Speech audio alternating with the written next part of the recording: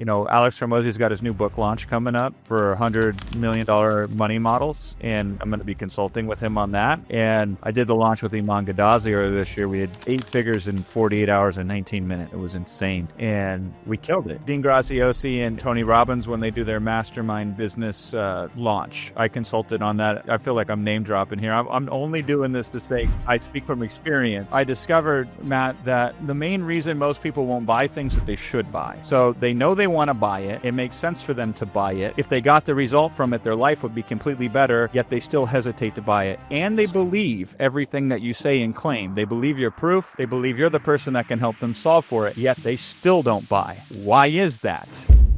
The deeper level to that is you can go from having to practically beg, borrow, and steal just to get one guy to pay you a small amount of money, and he'll be late on paying you, only pay you after you complete work, and 25% of the time you got to remind him 5 times, and half the times he ends up not paying you at all, right? It's amazing how fast you can flip from that to the guys that'll be like, okay, here's all the money up front, fit it into your schedule, and thank you, by the way, for taking me on as a client. So how do we bridge that gap? Your biggest copywriting technique is if you can understand that as a copywriter, you will get rich, 100%. All right, so I'm here with the $250 million webinar man, Jason Fladlien. Thanks for joining me today. I'm very excited for this interview. Me too, Matt. I've been looking forward to it for a while. Yeah, I think webinar these days is definitely underutilized by a lot of the internet marketing space. I think that people kind of forgot about it. I was maybe at the last bull market like peak of webinars. I got into the space a little bit more like 2017, 2018, 2019. A lot of guys were running these like evergreen webinar funnels, and they were talking about all this money that they were making. And I was like, who can sit here and watch? When I first started, like, who can sit here and watch like an hour and a half, 2-hour video? This is crazy, And nowadays with BizUp, we'll just talk BizUp for a second. It's like, I only see VSLs, 15, 20-minute VSLs passed on to a sales team most of the time.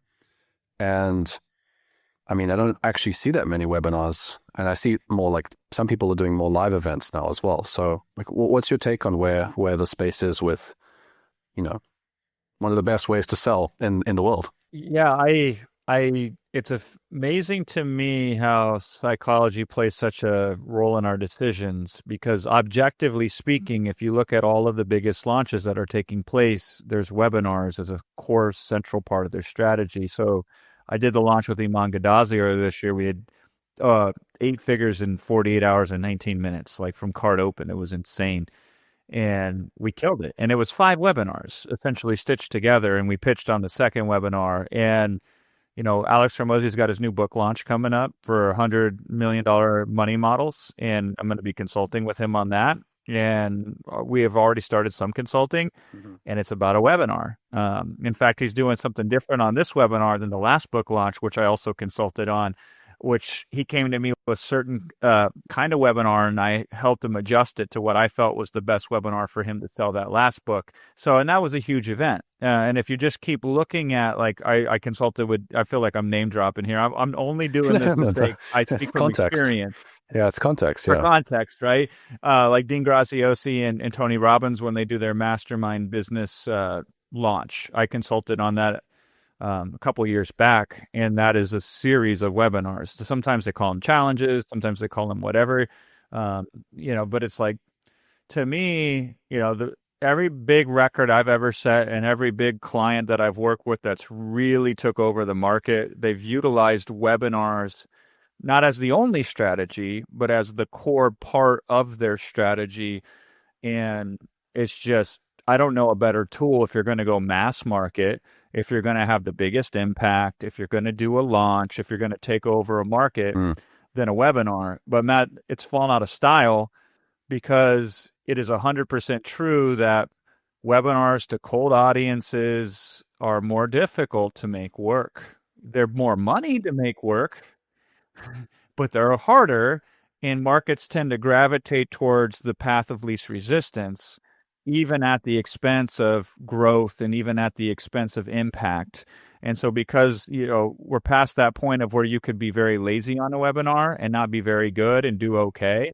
Nowadays, if you're lazy and not very good, you crash and burn.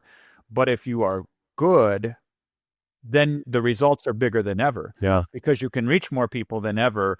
And it's still the same. It's, we get into this with copy, right, Matt? It's like, how long should the copy be?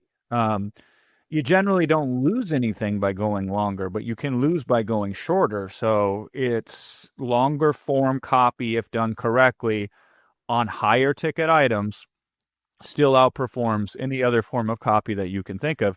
And the webinar is the long form version of copy, as opposed to like a VSL, which is a shorter form. It's still longish, right? But this is a longer form piece of copy that doesn't require a sales team in order to close the deal, which I'm not opposed to. I'm not opposed to anything that can help get a right fit client the best product for them at the time. If you're not going to put that personal touch in of having a salesperson on the phone, this is a long form media that can sell the best type of product at the highest price to the highest qualified prospect possible. And it's because it's long form, and because it integrates so many modalities into it, because you're not just selling, you're also teaching. So it's like, it's such a valuable, beautiful tool, but it's just not cool anymore. And that's why people don't do it. Not because it doesn't work anymore, not because it's not effective. It's just not cool. Okay, I'd rather be uncool and rich than cool and poor. I think this is part of it, that many business owners don't see the value of copy like they used to. Or the guys coming into the space today, they don't see the value of copy. And because they don't see the value of copy, or they don't like the fact that they have to pay even just $5K a month. Sometimes even business owners are like, oh, that's a lot of money for just words, but I mean, even that's kind of like on the low end, but let's say, right? Yeah. Okay. So what are you going to do instead if you don't have good copy? If you got, like in BizOp, for a lot of the copywriters I've been coaching in BizOp, I've noticed this trend more. Health, I think they appreciate copy a little bit more in health, especially with, let's say, like affiliate marketing, ClickBank Health. So they'll really like copy. But the BizOp guys, because they got a personal brand, a lot of them say, well, I'm going to let the personal brand do all the heavy lifting, and I'm going to pass them to a sales team as fast as possible. I don't really have to deal with this marketing conversion aspect of the craft, and then they can kind of dodge it like that. And when I see it, recently with Gaji's launch, it just doesn't surprise me, because there is almost nobody running webinars at that level, like live events running at that. So it's the best time ever to actually run one, because none of the competitors are even trying. Back in 2018, a lot of people were running the webinars. I remember everybody had a webinar, even an evergreen webinar funnel, even if it was just pre-recorded. That was the conversion mechanism, But now it's just a couple of VSLs. So it's like, oh wow, we're actually going to get a live event with the person. We're actually going to learn some valuable stuff, and there's a real deadline to it as well. And I'd love to talk about the difference between the evergreen, webinar funnels versus the live events, because this year specifically, I've definitely been realizing how powerful the live versions are, because you have that true deadline. It's not like some fake deadlines that reset every 48 hours. But yeah, so what do you think of that with, just what business owners, the gap maybe that they have when it comes to, the copy side and actually the power of this, the selling tool? Yeah, I think copy is undervalued in the marketplace right now in terms of people not understanding how impactful it is. And of course, with AI, people minimizing it even further. So we have these two events coming on simultaneously. Copy is not at the forefront of a marketing campaign like it used to be. It's more of an afterthought. And also people think AI is the answer. It's not, but people think that. Perceptions rule reality. So it's a good opportunity for those of us who understand the value of copy and can utilize it. Every campaign that I run, Matt, we don't have enough copy. We run out, and it's frustrating because if we have more copy, I know we would make more money, but it's a matter of I can't get enough copywriters pointed in the right direction, working together under the intense deadlines that we work within. We did this launch in 2020. We started this launch called The Plan. It ended up doing $57.9 million in 226 days. Just the biggest launch that I've been a part of. And strategically, I came up with this concept. So this is where this sits above copy, but this is how copy will fuel it. Like gas goes in the Lamborghini as much as it goes into the Toyota. Both of them need gas, and copy is the gas that runs them. Otherwise, you can't get them moving no matter what you're selling. So I came up with this concept of this positioning where I did this beta launch, and we took 18 people in.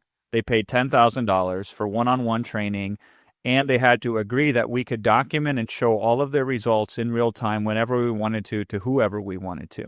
So I'd set up the conditions. So when we launched the thing in mass, using webinars, of course, I could say, here's all 18 of our beta testers, not just the ones that did good, not just the ones that did great. Let me show you every single one of them. Let me show you how they're doing now. Let me show you all their results. So it's like, I set it up so the copy could just be as easy as possible to execute on. Like I always call this, like if we're going to cook a meal, let's have the best ingredients possible. I don't care how good of a chef you are. If you don't have the right ingredients, you're not going to make a good meal. So here's the ingredients. Now let's write some copy. And just on email copy alone.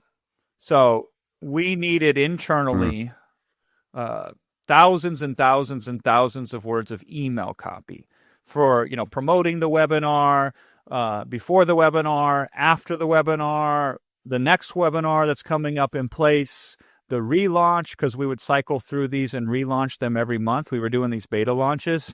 We take a group of people in, do it in real time with them, close the cart, open it up again in a month when that group processed through, close the cart. And so ideally, we're writing fresh copy every single time. We're not just reusing old copy. So that's lazy. And then we have affiliates. So we're writing copy for the affiliates to send to their audiences. And for our top affiliates, we're trying to customize the copy just for those top affiliates. So, what does this person stand for? Let's give them swipe files to use so they're not like every other person who's using swipe files that's an affiliate, because we have hundreds of affiliates. And I kid you not, Matthew, there was probably 150,000 words of just email copy alone that were written for that launch, and we still didn't have enough, because there's always another place that you can put another email into, like on a retargeting or on an abandoned cart sequence. We didn't even do any of that. We had no real abandoned cart sequences. We had no real retargeting that was kicking in place. And I mean, we did great. Don't get me wrong. I'm not feeling bad for us, but like there was so much more opportunity to do even more. But we just couldn't get enough copywriters in the project in time to take advantage of it. So it was frustrating to me, because I'm like, I want some more copy. And so with Iman Gadazi, with the launch for this time, I was just on the call with the guys the other day, because we do a call every week to plan for the new launch. We were talking about how much should we focus on the copy? And I said a lot, and we need more copywriters. So we need copywriters to support the copy we're writing and to help us fill in the copy. And so there's so much opportunity for copy these days. It's insane, but it's hard. It's hard to find good copywriters, and it's hard to hire them and get the copy turned around in a short period of time. That's what I was going to say. It's like, there's so much copy, and it's frustrating that you didn't have enough copy. But the copywriters are frustrated that they don't have enough copy. And it's like, but yeah.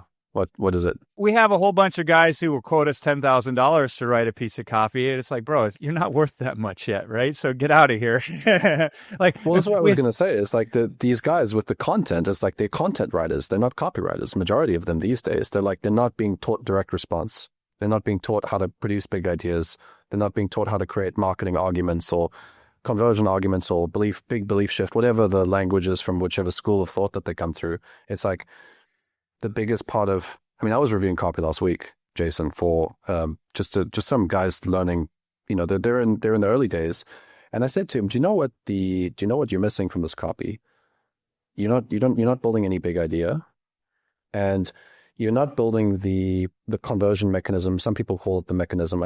I guess it depends on which niche, right? But then, and you don't have a very clear close either. You don't have the three biggest sort of things you need. And this is an email, and you already have the webinar. So it's not like you have to come up with it either. You already have You can drive it.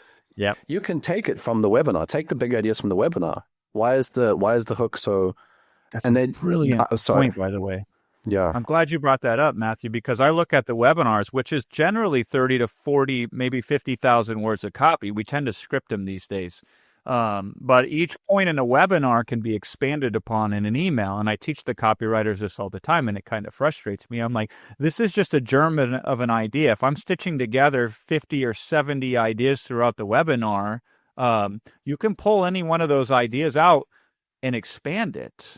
And then that can set it up to push them towards the webinar. Like this is easy for copywriters, like you're saying, Matt, that I'm giving you the big ideas. You can just leverage and use them. But you're right. I don't think copywriters, I don't know. I'm out of touch, Matt, because I haven't seen where the copywriting state is right now. So I'd love to hear your thoughts on that.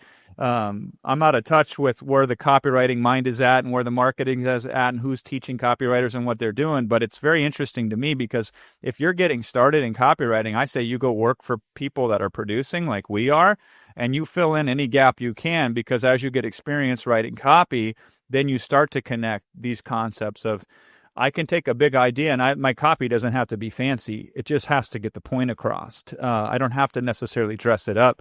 I just have to get the point across. Or if the positioning, the framing, all of those things, context. People have trouble writing copy based upon the context that they're writing it in. It's a very difficult thing to teach new copywriters, but if they get hand-on experience by working with brands at any price, like forget how much money you can maximize for when you're beginning. Like you're probably not good enough to charge what you think you are, but if you get into a company and you start working with them, you will learn more, and then you'll be able to understand where your value can be added into.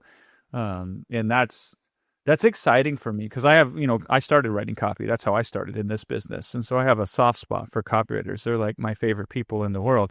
But you got to utilize your copy to grow yourself as a brand.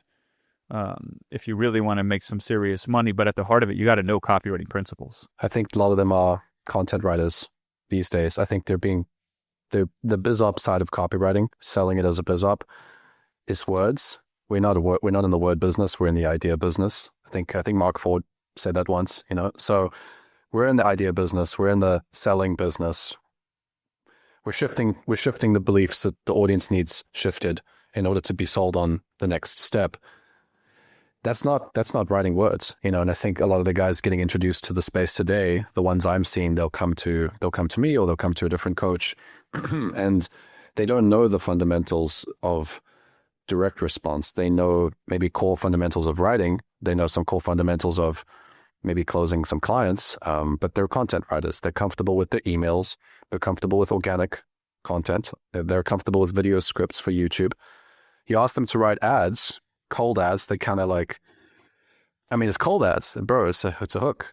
It's not that scary, right? It's like they get a little bit nervous.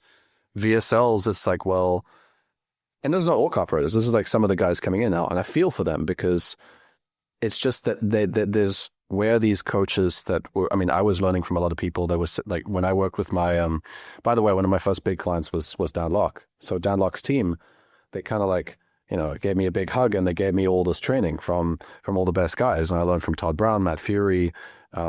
We were in a couple of other programs as well. Those were two big names that really shaped the first, few years of my career. But, they're not getting that exposure. And so when I come to them, I say, hey, listen, like this is what the conversion part of the copy looks like. This is what the offer part of the copy looks like. This is the idea. This is how you get attention.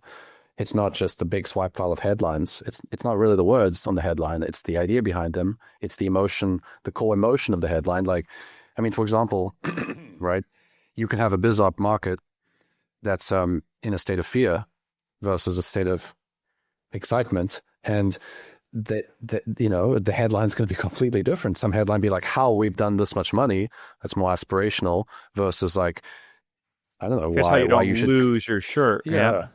Yeah, or why most should quit before this date or something, I don't know. So, so anyway, Jason, that's where I think a lot of the market is, and part of why I've been putting together all these videos and interviewing copywriters and experts is because I just think that the space needs that. It's like the profession the profession's been so dumbed down by BizUp recently, and we need more talented writers. And I think a lot of these personal brands would actually get their message to a lot more people, and actually probably get better quality sales too. Like that's forgotten about in BizUp. I mean, you get a whole bunch of guys desperate in the program, and then they refund. You don't see that side of the sale either. So yeah, that's sort of where it's at. And let's change that.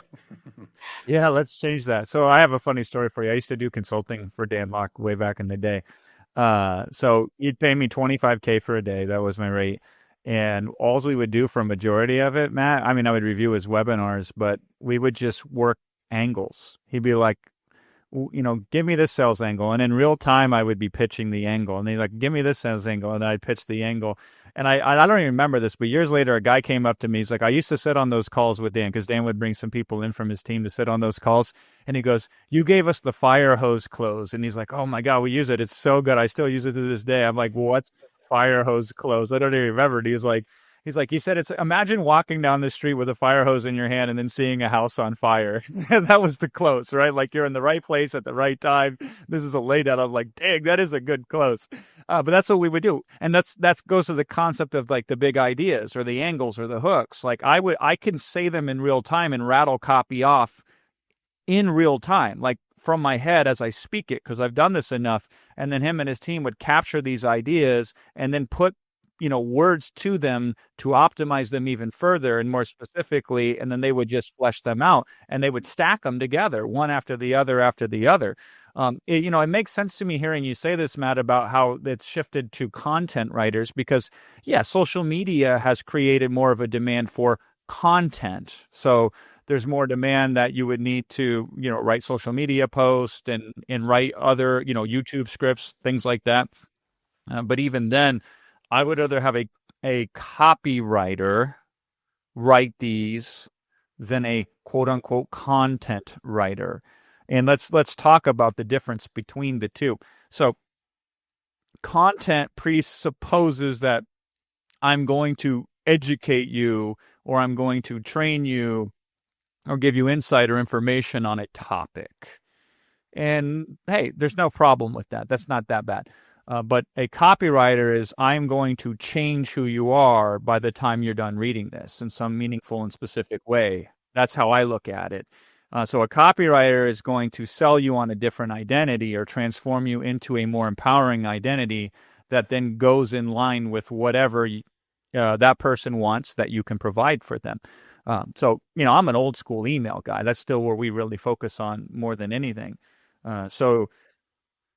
My clients don't these days. And fortunately or unfortunately, I don't know what. The math is still very clear that email outperforms any other media. But some of my clients use it. A lot of them these days don't even use it anymore. I think there's a huge missed opportunity there, but I digress.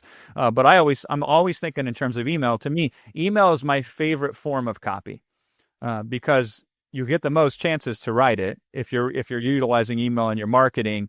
It's a microcosm of all copy, if you will, and you get to use it for many things. So sometimes you're writing an email to get them to register for something. Sometimes you're writing an email to sell them something. Sometimes you're writing a nurturing email just to stay in touch with them. Like there's so many varieties of content that you can put into an email. But typically, if people are writing a non-sales email, for example, they're just going to write something educational. You do not want to do that in email marketing. If people want education, they're going to go to blogs and they're going to read them. They're going to listen to podcasts. They're going to do this. They're going to do that. So the foremost thing that you want to use email for is relationship building, creating a connection with the audience. And so you have to know how to write copy that creates a connection with the audience. Now, if we want to take it up another level, this is more advanced. Yeah. You want to write copy that differentiates you from every other email in their box from anybody else that's in the same industry that you're in. So this is voice. This is something unique about you that creates that connection. So this is less word choice. It's more positioning of who you are. So for example, here's how stupid this industry is at these kind of things. And I say this with all the love in the world because I just want what's better, is you will find if you measure email, short email outperforms long email. If the metrics that you're measuring them on are click-through rates and open rates and what have you, right? So then a bunch of geniuses get together and say, let's just write short emails. And then they become predictable. Everybody sees short emails. They're all limited to that short space in which to create that connection. And it's hard to create a connection in 100 words or 50 words. It's very difficult. It's almost impossible in most instances. So they limit their ability because they're forcing the tail to wag the dog.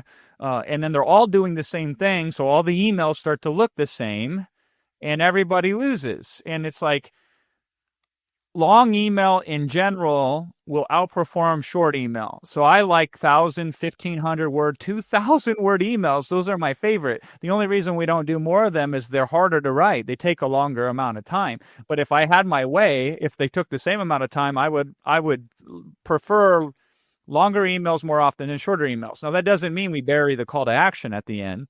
We can still put it in the first 100 words. So I can get everything that you can get out of short form, and I can get even more than you can get with long form, and I differentiate myself because very few people are doing long form emails. But now if we take it up a level, what we really want is a mixture. We want long form sometimes, medium form other times, short form other times. We don't want to have a pattern. We want to have a mixture, and we want to be able to utilize the benefits of all of these things. So if there's serious urgency, a short email makes more sense than a long email. That fits within the messaging that we're doing. If we're always just teaching and we're never telling stories, then it's not building a connection as well as the personal stories that we can tell. And we can make the same points as everybody else makes in the market, but we can make them unique through the lens of the stories that we tell. And that's another thing that we can do to help us outperform. And that's true. Then let's extend that to every media possible. We can do that in every single media. And so you want to be able to differentiate yourself. You don't want to just you got to understand the basic fundamentals of copywriting, but then within that, you have to differentiate yourself. And education is the least effective way to differentiate yourself from somebody else. Because, let's just be very clear here, Matt. Say you're in the weight loss niche.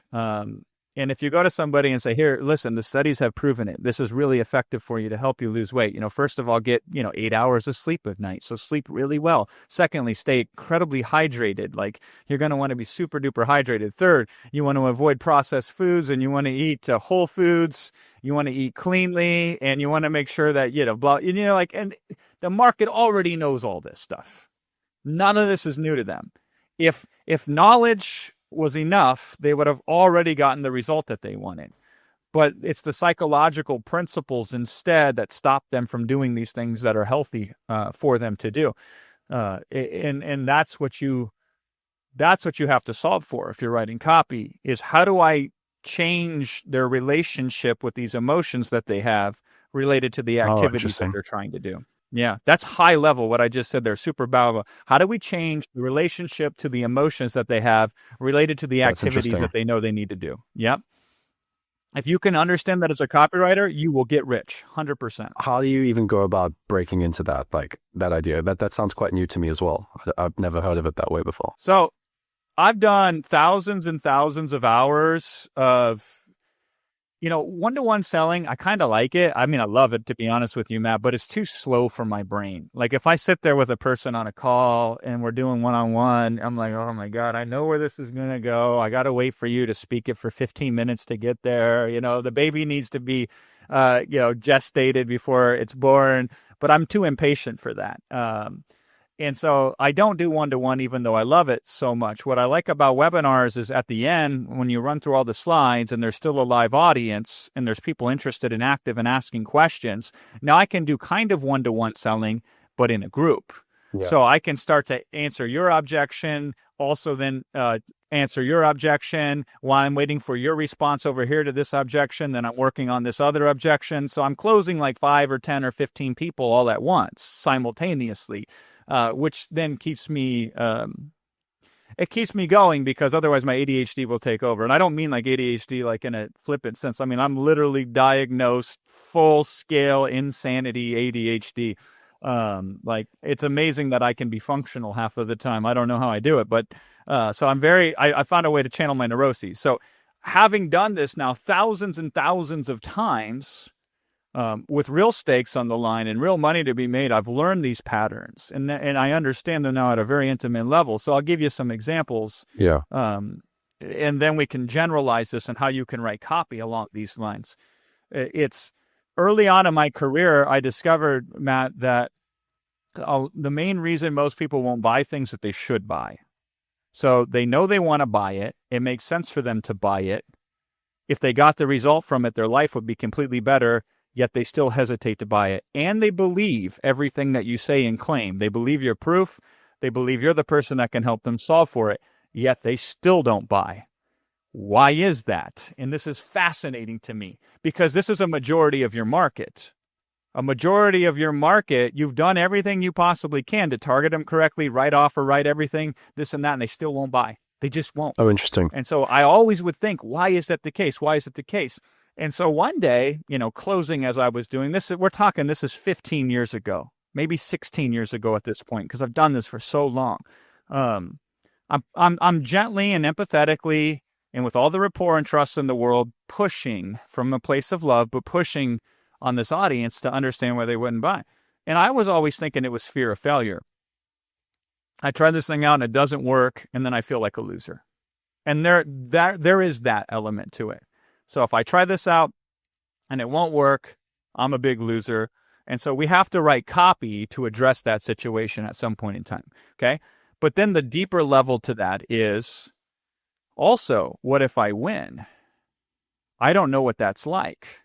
If I try this and I'm successful beyond my wildest imagination, that is unfamiliar to me. Yeah. And what's unfamiliar to audiences is scary.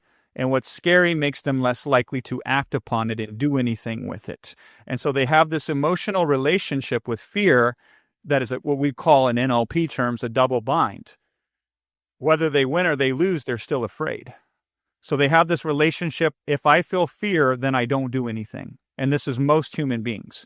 And so we have to repattern that relationship with fear. And so one of the ways that we can deal with it is just to simply address it, acknowledge it. This is going to be scary for you. Regardless of whether you fail or you succeed, it is scary doing things different than you're normally doing. However, it's also scary to stay the same. Because if you stay the same for 20 years or longer, that's going to be scary too. The only difference is that's a fear in the future. So it's hard for you to understand that and compare it to the fear that you're experiencing right now. But if we were to compare the two, what do you think will be scarier? To have 30 years of unmet potential inside of you, never realized, to march every day closer to death, falling further behind? Or what's scarier, stepping up right now, even though you know it's going to be unfamiliar to you, even though you know you're going to make mistakes, but at least you're voting for yourself and your growth. So of the two fears, which one makes more sense for you to embrace? And that's just an example, right? So that's where this it is comes now from. changing the relationship with fear. It's come from fear. Yeah, I hear that. I hear that line a lot. It's good. Yeah, it's really good. Now this is different when you speak it than when you write it, because like I'm interacting with the audience, I have the rapport, but the concept is the same. If we know fear is going to stop somebody, how do we change the relationship with fear? So and again, you should have more than one reason to do this because different people within a market will respond slightly differently. So we want to lay multiple ones over the top of each other. And so it's like, another fear of failure one that I do all the time is this one. It's like, you're going to fail, and you're going to fail in amazing, wonderful ways that are going to give you the breakthrough. Like, I can't wait to see how you fail your way to $10,000 a month. It's like, this is going to be fun to watch you fail your way to, and then insert goal here. So then we show them that failure isn't the stopping point. Failure is actually the catalyst to their success. And that's another way that you can change the emotional relationship to the thing that stops them. And that's where at the heart of it, all copy to me is that. Like if you study the really great greats, like, Halbert to me is always the best copywriter that I've ever learned from. And it's funny because when he would speak to making money audiences and business audiences, he would speak with a lot of hype. But if you actually analyze most of his copy, it is almost completely devoid of hype. And it's always around these concepts of creating these different emotional shifts. And I don't even think he realized it because he never taught it and he never spoke upon it. Well, what he does is he changes completely somebody's relationship with what he's asking them to do. So then it feels It feels more uncomfortable not to do it than it does to do it. And if you can understand it as a copywriter and you can put that into words, you will have so much impact on the clients you work with that it'll be impossible for you not to have bigger opportunities. They'll just offer them to you. Yeah, I mean, I would love to see more copywriters, with their fundamentals dialed in that they can appreciate and start working on that. Because that's very cool. I think that's, Yeah. Yeah, I really like that a lot. Going back to the email part of what you shared as well, I was thinking about this too. Is like, you've got these short form emails that you can, just shoot a quick email across. And if you send 3, yeah, you're going to get much better results. But what about the 4th one, 5th one? Next thing you're in the promo folder. There was a guy, and I'm not going to name names, but there's a business that was generating $2 million a month. And they just had short form emails on cycle for their business, just on cycle. And the guy who was writing the emails was just chilling. And I'm like, what is going on here? Like, why is there not another $500,000 a month in that business easily from just better email marketing? Like, you're literally sitting at $500,000 a month of profit. If that's your email marketing, is just templatized short form hand raiser emails. Let's call them hand raisers. It's like, how much nurture? One of the clients I used to work with, we had a really good list. And we almost never pitched anything. And it was $500,000 a month because the emails were full of love. That was at that time, I was only working with 2 copywriting clients, and I was the email copywriter. And I spent 3 hours, 4 hours writing those emails. I'd sit there and tell stories about all kinds of crazy stuff, tie it back to the audience and say, this story actually has a lot more to do with you than you might realize. And here's why. And, I shared this whole story. And then, small PS, not even a lot of effort. And it's like, and now if you're ready for the next blah, blah, blah, here's what I've got for you. I mean, if they've been able to consume all of that, the type of person that you're sending, even if the click-through rate is a fraction, the type of person you're sending is a buyer, in my opinion. That's been out, So, yeah, I think this is. So this is then the state of the market, is that we have a lot of people that are learning copywriting, but they're actually learning content writing, and they don't know what the direct response is. And then all the guys in the direct response world, or all the your colleagues and people like Gaji and them, they're looking for copywriters that have the skills that they actually want a copywriter to have. So how do we bridge that gap? I mean, yeah, I actually don't even know I'm trying to teach people as much as I know. I mean, I'm very new to the space, I think, compared to many people, but I've got to touch on those topics. So I'm talking about this stuff. But if you're a copywriter, I think the other thing that they struggle with is the ones that do know this stuff. I mean, some of the ones I talk to and coach, they say, well, where are these clients? And how do I position myself out of the rest of the applicants? So, it's a chicken and egg scenario, right? Like, if you're a good copywriter, you should be able to sell yourself with copy. And if you're not a good copywriter, then you will be exposed as such because you can't do that.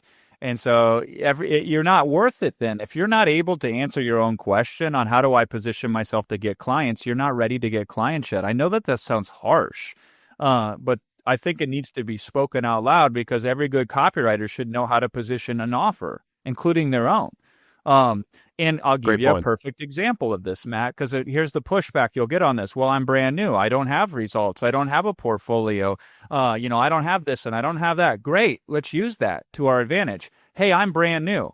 I have no results to show you. I have nothing that will make you confident to want to hire me at all, except for one thing that I will prove to you risk-free. That's interesting. And it's this. And then you start to sell your character attributes. And you sell the fact that you're willing to prove to them in advance your worth before you ever ask them to pay you.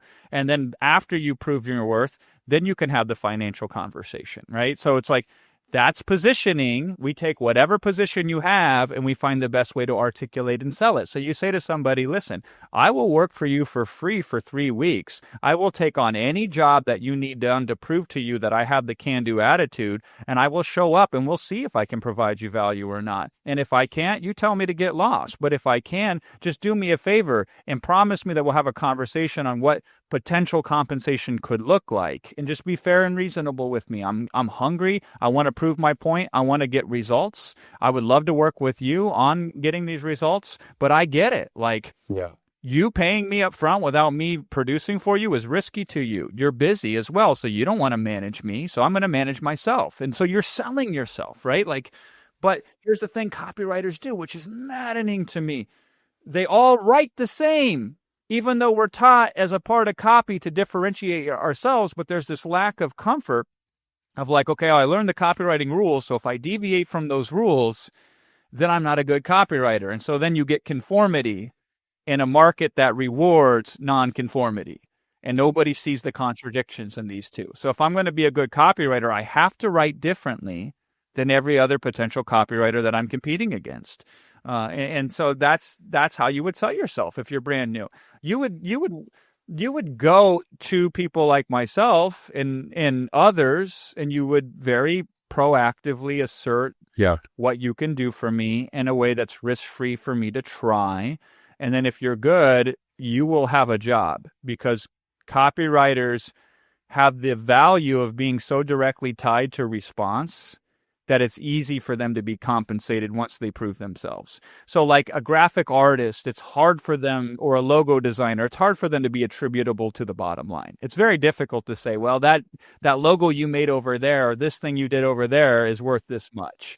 But a copywriter who can come in and take an email list and produce way more volume from it or way more response from it gets immense credit for that role, because they're connected directly to the revenue. Yeah. And so you just have to be a little bit more patient on the front end to prove yourself. But if you can do that, you will be compensated a lot more, because now the conversation goes around, I produce these results for you. How do we formalize this in a relationship commercially? And you have numbers that you can work on that with. And by the way, if they say no, now you go to the next person and you could say, I just wrote this copy for XYZ. It did 1, 2, 3. We weren't able to come to an arrangement to work together, so I'm hungry to work with somebody else and to do these numbers for them as well. Would you like to try me out? And after a few attempts, you're going to nail somebody. One good client for a copywriter is going to be worth 6 figures a year. If you're willing to write any kind of copy that can improve the bottom line. Even if the client's not worth 6 figures yet, you still have that result. The next client becomes 6 figures, right? So it's like you're in. And I say that to copywriters because they ask me about pricing. They say, how should I price myself? And I say, well, unless like why does the price is irrelevant? I mean, let's put it this way, right? It's like until you can say that you've been involved in 9-figure businesses, I don't really, I mean, okay, 10 figures better, but I mean, if you can say you've worked with 9-figure businesses, then money will show up at some point if you can get that. So get the clients so that you can get better results, So get the client to get the client. Don't get the client for the $2,000 that you get today. It's irrelevant, you know? Maybe, okay, if you have to financially take care of yourself, maybe that's the only core of it. But I've never really worried about price as a copywriter. People say you should charge premium. I'm like, I don't really care until I only started caring about the big price when I had a couple of 9-figure names. Then it's like, okay, well, if I'm working with, let's just say, someone who makes $3 million a year, I'm not going to be able to get any bragging from that deal from like their business size. So then I might be looking more about like, where's the upside for me? Maybe I can help them make more money than I can get a percentage of it. That's sort of how I've approached it. It's like, I only started caring at the price after I had all the results that if the business, right? So get a premium result first, then charge a premium price. Like, don't charge a premium price first and then try to get a premium result. You've got it backwards. By the way, the pressure will be too high. If you come in and you're not ready and you sell a client on how good you are, the expectation is so incredibly intense that it will affect your performance. So you want to set a very low expectation. Like this guy's like, hey, listen, if he even ships on a deadline, I'll be happy, because most copywriters can't, right? And then you ship on a deadline. He's like, damn, even if the copy doesn't convert, he'll probably give you another shot, because 9 out of 10 copywriters don't make a freaking deadline, right? That's crazy to me that they can't get the deadline. I mean, how many other requirements do you need? They get too fancy with their copy. They try to dress it up too much, and they try to use too much technique. And in most instances, if you're working with a properly positioned brand, you just have to fill in the blanks. You just have to follow brand consistency and speak within that. And oftentimes it's not very dressed up. It's usually very straightforward. You just need to be there and be present most of the time and help move the sale forward. And so a lot of copywriters, they overcomplicate the messaging. And when really they just need quantity more so than quality. And that's a great place to start, which, by the way, that's how you should hunt for clients. You should hunt for clients where you can just increase the quantity without necessarily initially increasing the quality. And then quality will come out of quantity. But nonetheless, it's, like show up, say that. So I hired a bunch of guys this year. I've hired 9 copywriters this year in-house. 4 of them quit or left early. Okay. Yeah, whatever, right? Like, right, yeah. And I had this kid, and I was so optimistic that he was going to be good.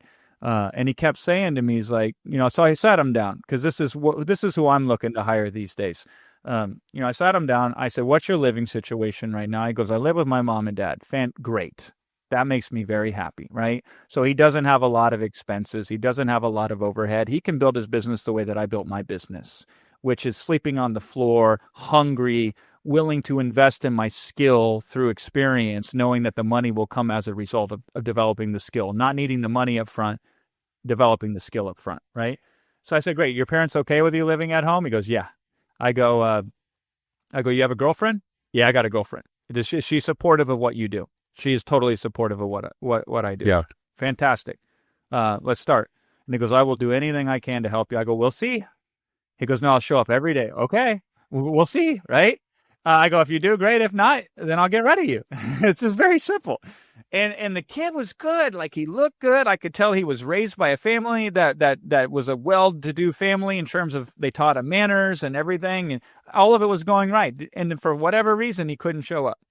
And we had 2 conversations on it, which I wish I had 3, which is usually 2 more than I would normally have with people. And so I'm like, "Hey, I noticed that you weren't here. Can you explain why?" And he's like, "Oh, like I'll be there next time." And then he wasn't there next time. And it breaks my heart to let this kid go because he has all the possibilities in his favor, but he just couldn't show up and he just couldn't deliver. So he's gone. Other people that I brought in, I said, "This is the way this is going to work. It's going to be very chaotic. There's not going to be a lot of money up front. I'm just going to be very clear with you because I need people that are willing to invest in the skill. And then after they do that, trust me, the money will take care of itself." And then they'll come in and say, "Well, Jason, I need this much money up front." I'm like, "Didn't you read the advertisement that you applied for this job? Like, how is this being confusing when I've been very clear here?" So it's like they didn't understand what they were getting into and then they were gone. But I have a few of them. I have this copywriter. It's so funny because she's definitely underdeveloped in the copywriting skill set right now. Like, there are obvious mistakes that she makes all the time. And it's somewhat frustrating for me because I'm a bit of an imperfection. I'm a bit of a perfectionist, Matthew. It drives me nuts. But she shows up every day. And she takes feedback like a pro. And she is the most eager and she's the most willing. She's the least classically trained copywriter that I have. Barely any copywriting training, but I can mold that. Teaching copy is easy. Teaching character skills, almost impossible. Teaching persistence, very difficult to do. So I brought these copywriters in, and now we have 4 of them that are really consistently just kicking some ass for us, and it's really exciting. And the ones that have stayed, none of them are there because of their copywriting skill. They're there because of their character traits of showing up and working. And if they stay with me, because the agreement is work for me for a year, and then we can decide if you want to go full-time with me or if you would rather me endorse you and you go out on your own. But it's an apprenticeship, essentially, and they get paid. But, I mean, they've worked on 3 projects now over the last month. One of them just did $1 million in projected sales. Another one did a $250,000 right out of the gate. And then another one was we analyzed all the launch from Iman Gadazi that we just did, right? So, like, they have so much experience seeing things that nobody gets to see and learning from them and seeing how I operate and seeing my thinking process and giving them feedback in real time. Like, how valuable is that? So, like, if they will be able to put that on their resume, they will be able to cite the contributions to those things. And if they're so good, I will fight to keep them, and I will pay them massive premium pricing in order to do that. But they have to be willing to invest in building their reputation, not just jump immediately into give me a whole bunch of money. And I get that some people, that's not a possibility for them right now because they have too many bills or their cost of living is too high, or, it's hard for them to do it full time. So you have to adjust. So you have to have a slightly different approach with how you'll get into the copywriting business. Write some copy for yourself, and then you don't have to rely on a client. Again, there's just so many ways that you can do it. But God, the easiest, quickest, fastest way possible is just put yourself in an environment where you can run copy every day that's in front of prospects and see what happens. And then run the film back, as we call it, do a post-mortem. What did I learn? What went right? What can be improved? And then you invest that into the next day of copy. And then you invest that into the next day of copy. And if you have somebody guiding you on the copy along the way, then that's the fastest way that you could up-level your skills. If you have immediate feedback every single day on the copy that you're writing, it's crazy. I definitely experienced some of that myself when I started, because I was fortunate to be in those teams with people like Dan Locke, people with direct response skills that helped me, and I didn't get paid crazy money. I got paid nicely. I'm very happy with the pay. I didn't really care so much about the pay.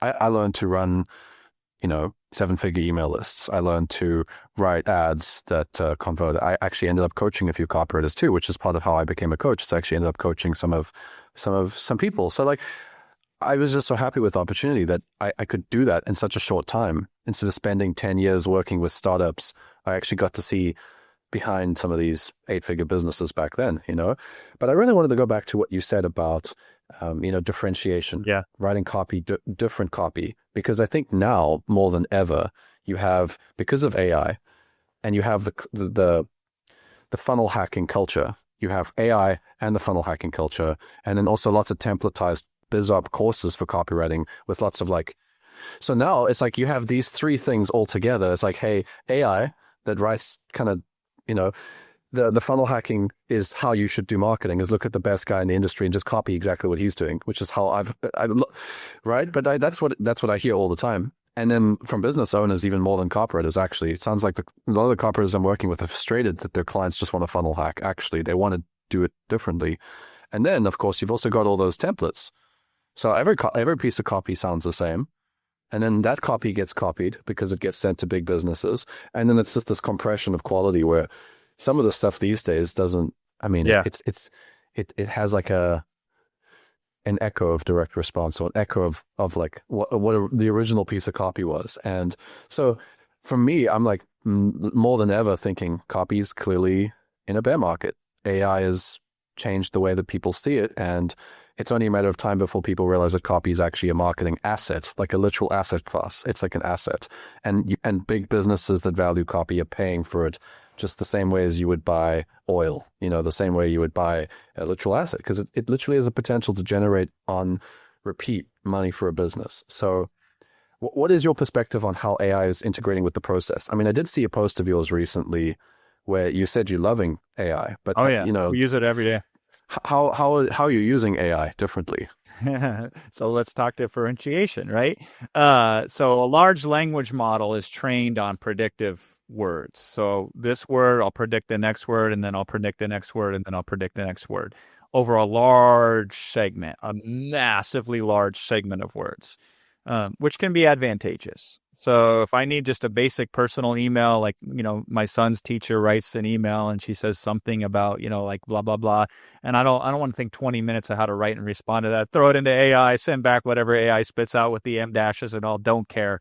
And it gets the point across, better than I could. So in that way, large language models are fantastic. If English is a second language for you, God bless large language models, because it removes your insecurity on your, English, if it's grammatically correct or not. It will up-level your game in those aspects.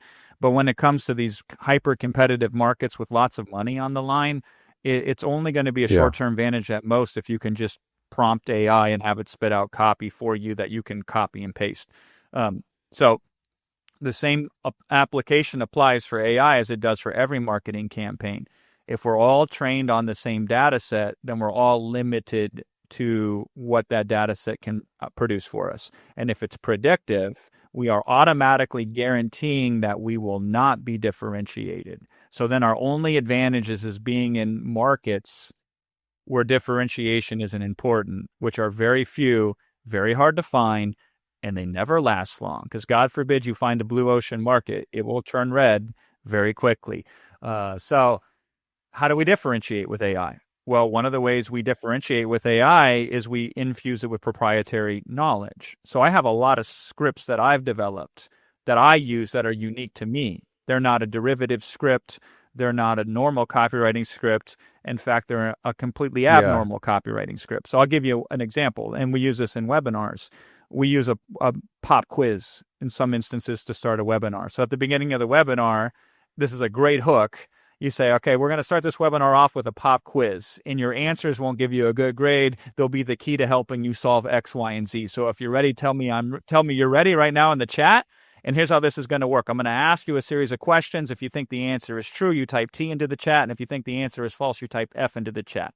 And so what have we done? We've already leaned into the media, because one of the most valuable things of webinars is interactivity if you're doing them live. So you should use that. That's a leverage of that unique media that you can't get in a VSL, for example. So we've used that.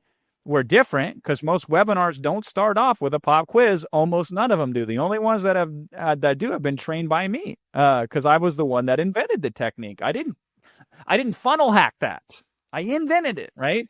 Yeah. So I got that. And then what we do within that, and this is the subtle point of these true and false questions, is everyone psychologically attacks an objection. So I do this in a webinar called Product E-Class. I sell this product on how to create info products. It's a webinar that's ran for 16 years, which is probably a record in the space. And the true or false is like the first one is you have to be an expert to successfully sell digital products. And the answer is false. Expertise can help, but there are non-expertise ways that you can take advantage of digital products to help grow your business, something along those lines. Question number 2, you have to be really good at marketing in order to make money with digital products. And the answer to that is false. In fact, there's an anti-marketing way that you can use digital products that very few people know about that we'll talk about here in a little bit. So I've killed 2 objections and opened 2 loops simultaneously in the first 27 seconds of the webinar with a true false mechanism. And it's very unique. Okay. So if you ask an AI, they will never come up with that hook in a million years. If you just flat out tell them, give me some hooks to start a webinar, they just can't. Now, if you say, oh, I'm super smart, I'll say, write a pop quiz hook like Jason Fladlien teaches on a webinar for me. And it will still fail miserably because it doesn't have enough data and examples to predict effectively the answers to that. But if you create a prompt like I have that says, here's what a true false hook looks like. Here are some specific examples of false hooks. So from these examples, you need to model that. And then here are the rules and what you can do and what you can't do. So for example, what you can't do is make all the answers false, because then it's too predictive. So you have to have some true answers, because I found that the AI will always do false answers for whatever reason. The last question then needs to be able to transition into the next section of the webinar, which is the pain section. So otherwise the LLM doesn't know what to do with it when it's done with it. So we are hyper specifically with proprietary knowledge and structure and framework. We are scaling it down to a small language model, but every word that they can predict on now is the most accurate, most effective word possible. And now we're giving that to a copywriter. And now the copywriter is outputting better quality faster for us, therefore being more valuable to us as a copywriter as a result of using AI. But it's this one thing. It's like you got to slow down to speed up. So it's going to take you 10 times longer to write that prompt initially than it would be just to write a pop quiz hook, if you're me, or if you're anybody that knows what they're doing. So you're like, God, the ROI on that is I got to invest 10 efforts up front to get one output. Yeah. But over a long time horizon, I will get 1,000 outputs versus 100 outputs in the old scenario. So we have to slow down significantly up front to create the proper AI structure to speed up. And if you notice there, Matt, this is a pop quiz may only run 3 to 5 minutes of a webinar. This is a very small segment of the webinar. We don't need the AI to fight context windows. We just, instead of swimming upstream against the context windows that AI limits us in, we just say, we'll just do small context. So everything is withheld in a webinar in a 3 to 5 minute context window. And then we just have 15 or 20 contexts that we string together. Yeah. And that's that, right? Yeah. So it's like, That is strategic thinking, though. If you want to be a good copywriter, learn to be a good strategic thinker. And so a strategic thinker does certain things like, what's the constraint we're solving against here? Well, the constraint we're solving against here is if it's a predictive model, then it's going to predict the same thing from everybody. So how do we get it to predict better things than everybody else who's using it? That's how a strategic thinker thinks. A strategic thinker thinks, okay, these limitations, how do we work within them and utilize them versus fight against them? That's what a strategic thinker will think. So like, in copy, if we're going to wrap it around, let's talk about price. Like an average person will be like, how do we remove price resistance so the least amount of people have price resistance? And that is a terrible way of thinking because a majority of the market spends a minority of the money. So the real strategic thinker would say, how do we make sure we're in front of the right people who will be the most likely to spend the most money? And who cares if they're resistant or not, as long as we can smooth the resistance out? Because here's a mathematical fact. 7% of a market spends 70% of its money. So I don't care about the 93% of the market. I don't set my prices based on the people that are going to say no anyway. We set our prices based on the people that will say yes under the right circumstances. And so this is who we price it for, knowing full well. This is what I said to Imam when we were sitting down. I said, how many people do you think are going to go through this funnel in this launch? He says, 500,000-ish. So we're about 500,000 people. I said, what's an ideal conversion rate that you're targeting for? And they said 1.5%. So you sanity check the client to make sure that they're not insane. And I said, I knew 1.5% was acceptable. So this is 7,500 units, okay, at $1,500, which is about $11 million in sales. A lot of money. But this is also not 490,000 plus people that we expect to say no. And that's a good campaign. If we get 492,000 people to say no, we will make 8 figures. Even though majority of them, a massive majority, 99 out of 100 essentially will say no. And then I say, okay, here are the things that potentially can get it to go from 1.5% to 2%. And 1.5% to 2.5%. And I would always say this to the client because clients have trouble understanding these things. It's one of the things that we've learned on webinars, and this is true for VSLs, this is true for emails, this is true for any format. If you go longer, you lose almost nothing. You can only gain. So, a traditional VSL, Matt, will be like, 10 to 12 minutes, book a call kind of funnel, right? So you could still do that. And then just add on another 27 minutes. Like, you don't lose anything. That makes sense. Don't lose anything. They don't charge you point. extra. I mean, Wistia might charge you a tiny bit extra for the streaming. Zoom doesn't charge you any extra money if you stay on a webinar for 5 hours or if you stay on a webinar for 2 hours. Email, if you put the call to action up front and you just keep adding reasons. And just keep going. You don't lose anything. You only gain, but you don't lose. But here's the problem. Optically, it feels like, God, we're not converting anybody. Because you're looking at the 99% that you're not converting, not the 1% you are converting. So you look at it incorrectly. So I'm like, I have to tell them, I go, we'll have to go 15 hours extra because I was closing 3 hours a day every day for 5 days straight on top of the formal presentation, 15 hours, right? I said, we do this for the extra 800 to 1,200 people out of 500,000 who will buy. We don't do this for the other 490,000 people. So that's how a strategic thinker thinks. And so you want to get good at copy, get good at strategic thinking. And so this is how you can be a better copywriter using AI is think about it strategically. What are things nobody else is doing that are valuable that I can do? And by the way, you don't have to know that up front. This is why you want to experiment. This is why you want to try different things out. This is when you want to see which of your hypothesis works and which don't, because 9 out of 10 hypotheses that I had with AI didn't work. This is why it took me 6 months to finally be able to use AI effectively in my marketing, because it was 6 months of trying things that didn't work.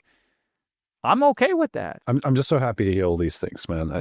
Jason, the amount of back and forths about AI and how we can use it as copywriters, it's refreshing, because I've been saying for the last few months, especially because I've used AI since it came out, and I did some work on it. I consulted some people, even early days, on how to integrate it.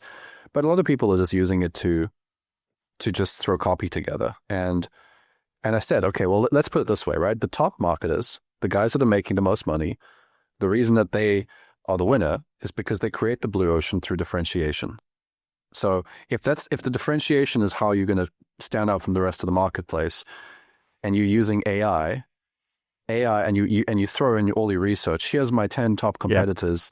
Come up with a marketing message for me. Sure, let me take everything that the competitors say, everything, and give you the perfect combination of everything that they say, and send it back to you. Because that's essentially the output that you're going to get. It's like it's going to be the same as what everybody else is saying. So okay, maybe your campaign is like a solid 6 or 7 out of 10 because it still converts in some sense, but it's the same as the competitor's message. It's difficult to ask AI, what's the negative space? What's the thing that the market's not saying, right?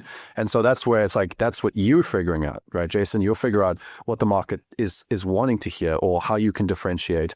And once you create all that proprietary information, that's the data set. I mean, that's how I saw it as well. So I like that. Thank you. That's really, I'll give you really another example that's with confirming. AI, because you just got me thinking on this too, Matthew. So we can take that same example of here's my top 10 competitors in the space or whatever, right? Identify every single benefit that they use, because none of them are going to use the totality of all benefits. And then if our strategy then is to just put more benefits per sentence or per paragraph of copy, we will win in that scenario if that's all we do. If we're like a Eugene Schwartz in the modern era where we just cram in as many benefits as we possibly can. So we can still intelligently use AI to be derivative of competitors. We just have to be strategic in the thinking of how we go about doing that, because no one person is going to get all the benefits. But if we can source all the benefits and then make sure that they're always there, that's super effective. So one of the ways that we're using AI is we have a script with maybe 18 or 22 or even 30 tokens in it. We'll be like, pain point one variation A, pain point one variation B. Because if you just say the same benefit the same way over and over again, that doesn't cut it. In fact, that works against you. So you want to dimensionalize the benefit. So AI is really good at saying the same thing in 16 slightly different ways to create 16 different perspectives on the same benefit. And so if our copy just has more benefits per words written than the next person does, then we can also win. So you're not a copywriter, you're a strategist who outputs the strategy in copywriting. And that's going to be your greatest advantage if you want to really level up your copywriting capabilities and, client work and all of that kind of stuff, right? Yeah, that's interesting. I've got like lots of notes over here. I'm like, yeah, that's good. This is the stuff. This is the stuff that I think I wish I could hear more of. I want the market to be talking about this stuff again. I want copywriters it's to be talking about. It's not a popular sentiment, Matt. That's why you won't hear much of it. Yeah. But I mean, that's what it takes to win. And I'd love to know from you, like when it comes to all of this information, I mean, you've been a student of the game for a very long time. Do you have a process where you have a collection of, you've been building over decades? I know Dan Locke he's got his master library of swipe. I know a lot of marketers have a large swipe collection, like their secret one, or they innovate their own collections. I've been trying to build my own one. What do you do to keep innovating? I wish I had a good swipe file, a good collection. I've never been able to accumulate one. I had one like 18 years ago when I first started, and that was really useful. And then you move and you lose it, and then you try to digitalize it, and you put it in Evernote, and then you're like, now Evernote sucks. I'm going to Notion, and you lose it again. You don't want to upgrade it. I don't. I really don't. So what I do though is I try to always separate the substance from the structure. So this is a classic headline. I know you've heard of it. Everybody who studied copywriting for more than a day has probably heard of it. But it's like, they laughed when I sat down at the piano, but when I started to play. Yeah. So like, you could swipe that headline. They laughed when I said I was going to start a drop shipping business, but when they saw me pull up in a Lamborghini, I had the last laugh. You could do something like that, which, by the way, I'm just screwing around. Matthew, that's better than 99% of people who try to adapt a swipe, because they'll just try to fill in the blank. So if you do nothing else, do what I just did there.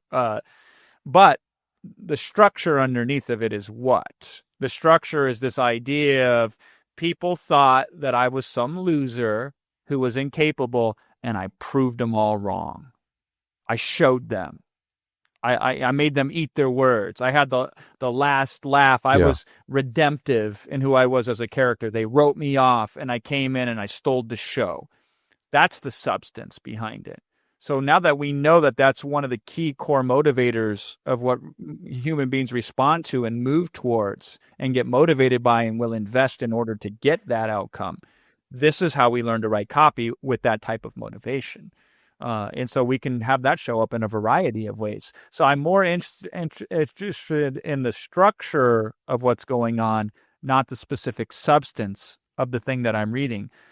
So when I read, like, I think the lead to me is the most important part of any piece of copy. Headlines at this point in time, I think they've really been pushed to their final limit. Like, most people now really understand really good headlines, and those one-of-a-kind headlines, they typically come from the divine somewhere. Like, because I could sit down all day and try to force a headline, and I can get a lot of A- headlines. Very rarely do I get that A+ headline, but an A- headline is sufficient. So I think we've really pushed the limit of what we can do with headlines without changing, like a Mr. Beast style. Like, they come up with the idea and then the headline flows as a byproduct of that, right? So that's not headline strategy. That's bigger strategy. But let's just say, like, forcing a headline, we've kind of pushed that to its limit. The lead, in my opinion, is where a lot of opportunity now comes in. So I focus a lot on leads. So, the lead is after they read the headline, how do you keep them hooked for the next 150-ish words, or, the next 60 seconds in a video, or the next few minutes in a webinar? And so I've collected different really good leads over the years, and then I've separated the structure from the substance. What makes this lead really effectively structurally? And one of the things that I have found in webinars, for example, that makes a lead really good structurally is introducing the concept of drama. And I just did this on a webinar that just crushed it the other day. It's a brand new webinar where I'm like, I'm trying this new thing on a webinar. If it works, oh my God, this might be the best experience you've ever had. But if I crash and burn, get the popcorn, at least it will be entertaining. And if it doesn't work, I'm taking on all the risks, because I'm going to pitch you at the end, and what I'm doing can completely screw up my pitch. So no matter what, you're going to win, because I'm going to push the limit of value and what's possible on a single webinar. I hope I can still sell you, but if I can't, and if I fail miserably, this is going to be really fun for you. So buckle up. This is going to be interesting. So that's interesting. Yeah. That's a really good lead, because there's drama and there's tension and there's excitement and there's ambiguity there and there's curiosity there, and it's fun and it's interesting and it's in line with my brand, because I'm a very direct shooter. So that's a good lead. And the lead, like, it's the structure. So when you're studying these leads and these swipes, or whatever you're studying, look at them and find out what's really going on underneath of them. Not let me model the words, or let me fill in the blanks, or let me swipe it. Let me understand the mechanics of what makes it excellent. And then let me create my own version of it. The words probably won't even match at the end of the day, but the structure of what's happening underneath of it is still incredibly effective. So early on in my career, Matthew, I just studied so much structure, and now it's become innate in me. So I have all these structures that I can now connect together. So now you just need the ideas and substance, and then you can build the structures as you need them. Yeah, it's like, this is why I like to work with clients. And I know it's at the detriment of my revenue, because if I just hunkered in and did my own thing, I would net profit probably more money. But once you make a certain amount of money, it becomes less about how much more money can we stack up, because the quality of life doesn't change. It becomes much more of, what kind of puzzle can I solve? And that gets me really exciting. So I like working with clients, because I'm selective in the clients I work with, because I want the best offer possible for that audience, and I want the best timing possible, and I want the best positioning elements possible. And so this is why I like working with clients, because client A will be positioned in this market already with these assets and these resources that are under leveraged, in my opinion, that I can go in and leverage to the maximum. So I love having those things in place, so I can then play the game, and this gets very exciting. So like, Iman had a lot of excellent pieces in place, but they lacked the experience that I have, having done this. Iman started when he was 18. Now he's Yeah. 25. I'm 42. So like I started when I was 24. I started 18 years ago. So I started when Iman was 7 years old.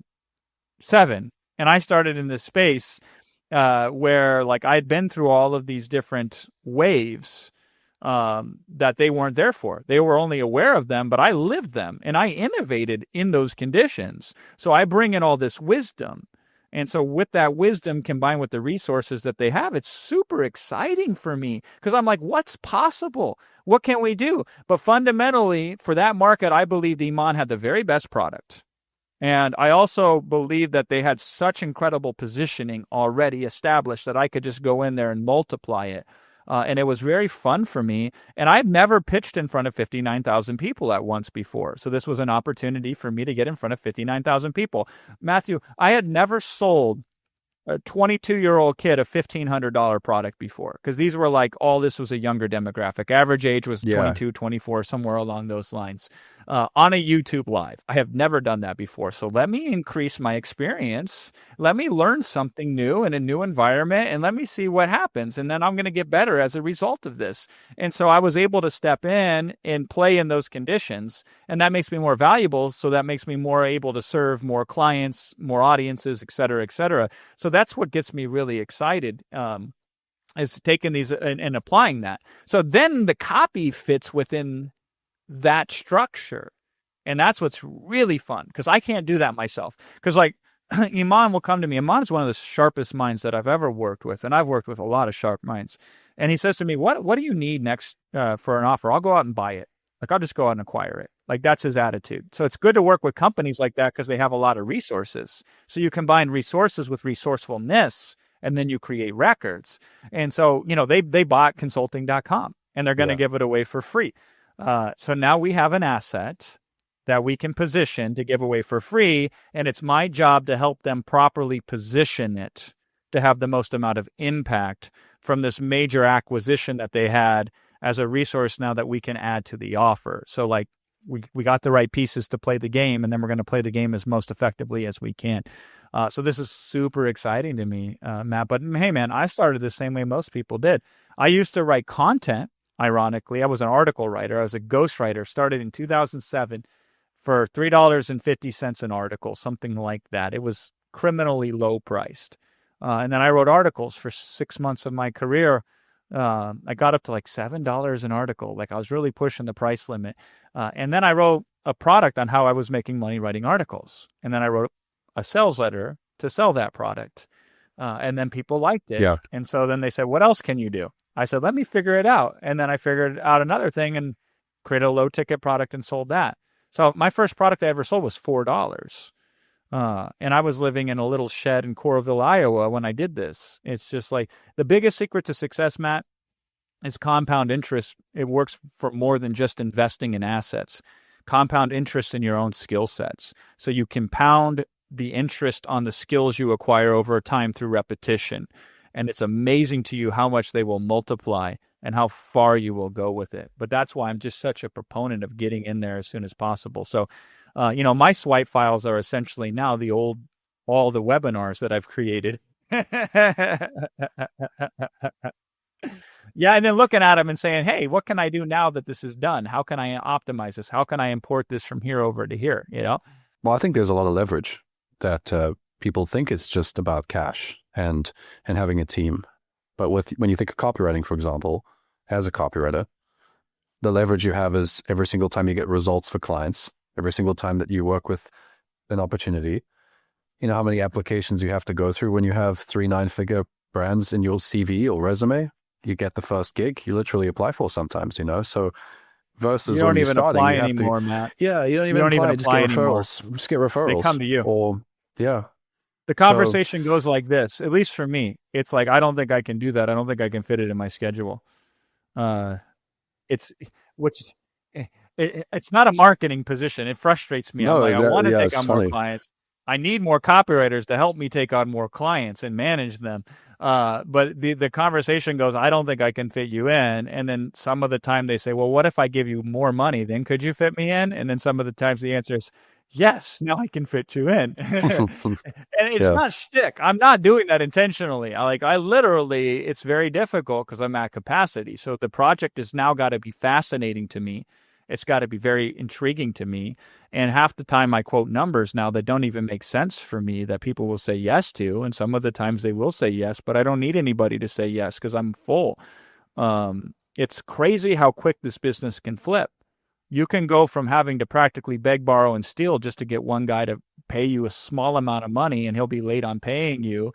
He won't pay you up front. He'll only pay you after you complete work. And 25% of the time, you got to remind him 5 times. And half the times, he ends up not paying you at all, right? It's amazing how fast you can flip from that to the guys that'll be like, okay, here's all the money up front. Fit it into your schedule. And thank you, by the way, for taking me on as a client. Like, it's incredible how quickly it can flip. But your biggest copywriting technique is results. It's like you can write really terrible words, but if they're around great results, you'll do very effective. But if you write really great words around terrible results, you ain't going to get any clients. I'd love to dig deeper into that. There's a lot there for sure, because a lot of copywriters, they really could just flip their career. Like, I mean, for me, I was at zero. I closed a $1,500 gig, and that gig, $1,500 gig, just created everything that I have now. And there's so much potential on the other side of this. Jason, if people want to work with you and like they want to, now we're gonna send a whole army of copywriters to your email inbox, so maybe create like a separate inbox just for processing. But if people want to learn from you and they want to follow what you're up to and they want to get more of your secrets, where can they find you? Facebook, ironically, is the place I'm most active right now. So yeah, I'm on Facebook. I'm trying to be on YouTube, but I'm not very consistent about it. The best place they can go, though, is to go to Amazon and get my book, One to Many. So it teaches the formula of writing webinars and the copywriting lessons inside of those and the offer positioning and how you position offers. They're valuable in any capacity. Yeah. I had and many hey, if you're questions young and about you want to offers and write stuff. copy, yeah. I mean, that was the one that motivated Alex Hormozi to really create $100 million offers, like the best-selling book on the subject, because I got the testimonial from him. He bought the training, and he was like, this is the best thing I've ever seen on offer creation. So it's valuable, and it's like $20 for a paperback, $10 for a Kindle or something like that. If you want to work for me, I'm cool with it. Go ahead and try. Like, you probably won't get to me because your copy isn't good enough to get to me. But hey, you lose nothing in the attempt. So sell me. That's what I say to all the copywriters. You want to work with me, you got to sell me on the idea. Well, there you have it. If you want to learn from Jason, I'll link it actually in the description. I'll link the book. I think it's pretty important for everybody to go through that kind of thing. And I have a few questions here I wrote down, but I think that actually would answer them if you just go to the book. If a lot of these questions, just go to the fundamentals of marketing and the fundamentals of one-to-many selling. And yeah, Jason, really appreciate your time, man. Thanks so much for sharing these things with me, and I hope a lot of people found value in that. Me too, Matt. I love what you're doing, by the way. I see the results you're getting for people, and that's what made me most excited to be here. Like, you are making a very positive change in this world where it's rare, where you see change like this happen. And so that's why I was so excited to be here today. Thanks, Jason. Appreciate that. Yeah, quote me on that too. Okay, I will. Oh, I definitely will. Okay. All right, thanks, Matt. Take care.